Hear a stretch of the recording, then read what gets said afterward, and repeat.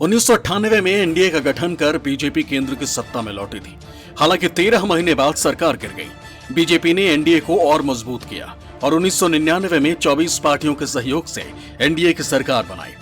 2014 में भी BJP NDA बनाकर चुनावी मैदान में उतरी, लेकिन बीजेपी को मिले पूर्ण बहुमत के बाद एनडीए के दलों में उथल पुथल शुरू हो गई। कई दलों ने आरोप खुद की उपेक्षा का भी लगाया। शिवसेना और जेडीयू जैसे पुरानी पार्टियों ने खुद को कमजोर करने का भी आरोप लगाया। इन दलों का आरोप था कि बीजेपी राज्य में अपना जनाधार बढ़ाने के लिए पीछे से खेल करती है। इतना ही नहीं, गोरखा जनमुक्ति मोर्चा ने बीजेपी पर लोगों के साथ विश्वासघात करने का आरोप भी लगाया। शिरोमणि अकाली दल और राष्ट्रीय लोकतांत्रिक पार्टी ने कृषि बिल के खिलाफ सरकार का साथ छोड़ दिया। इन दलों को कहना था कि बिल बनाने से पहले सहयोगी दलों से चर्चा नहीं की गई। 2019 के बाद तो एनडीए में भगदड़ से मच गई। पीएमके को छोड़ दिया जाए तो 1998 में सहयोगी रहे एक भी दल अब एनडीए का हिस्सा नहीं। आंकड़ों पर गौर करें तो 2014 में बीजेपी का साथ जहां 29 दल साथ थे, वहीं 2019 में 18 दलों का साथ था। हालांकि 1998 की तुलना में एनडीए का जनाधार जरूर बढ़ा।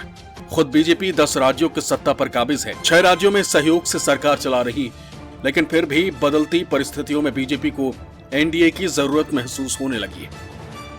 2024 के लोकसभा चुनाव के मद्देनजर भारतीय जनता पार्टी क्षेत्रीय दलों का सहयोग लेने की कोशिश कर रही है। खास तौर पे जिस तरह से तेलुगु देशम पार्टी के प्रमुख दिल्ली में आकर भारतीय जनता पार्टी के नेताओं से मिले, इसी तरह अन्य पार्टियों के नेता भी भारतीय जनता पार्टी के साथ अपना संकेत दे रहे हैं। खास तौर पे पंजाब में अकाली दल, तो ये अभी नहीं मान सकते हैं कि एनडीए 2024 के लोकसभा चुनाव में कोई कमजोर पड़ेगा। गठबंधन को मजबूत करने जोर आजमाइश सिर्फ सत्ता पक्ष की तरफ से नहीं हो रही, बल्कि नीतीश कुमार की अगुवाई में विपक्षी एकजुटता की सुगबुगाहट भी तेज हो चुकी है। बीजेपी से नाता तोड़कर नीतीश कुमार ने बीजेपी को सत्ता से उखाड़ फेंकने की कसम तो खा ली है, लेकिन नीतीश कुमार को भी ये बात अच्छे से मालूम है कि प्रधानमंत्री नरेंद्र मोदी के चेहरे और फैसलों की फहरिस्त से टक्कर लेना आसान नहीं। उस पर कर्नाटक जीतकर कांग्रेस के हौसले सातवें आसमान पर हैं।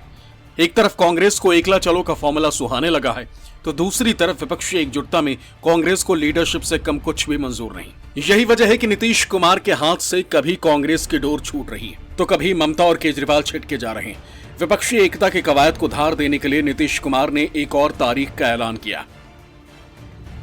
सभी विपक्षी दलों से मंजूरी मिलने के बाद 23 जून 2023 की तारीख बैठक के लिए तय की गई। बैठक को अखिलेश यादव, राहुल गांधी समेत तमाम विपक्षी दल के नेताओं की मंजूरी मिल गई। 12 जून 2023 को विपक्षी दलों की बैठक को टालने के पीछे कांग्रेस नेता राहुल गांधी का बैठक में शामिल न होना बताया जा रहा था। अब कहा जा रहा है कि 23 जून 2023 को राहुल गांधी भी बैठक में शामिल होंगे।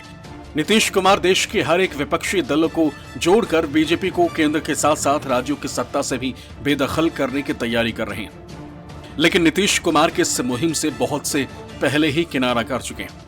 बीएसपी सुप्रीमो मायावती पहले ही नीतीश कुमार की विपक्षी एकता से दूरी बना चुकी हैं।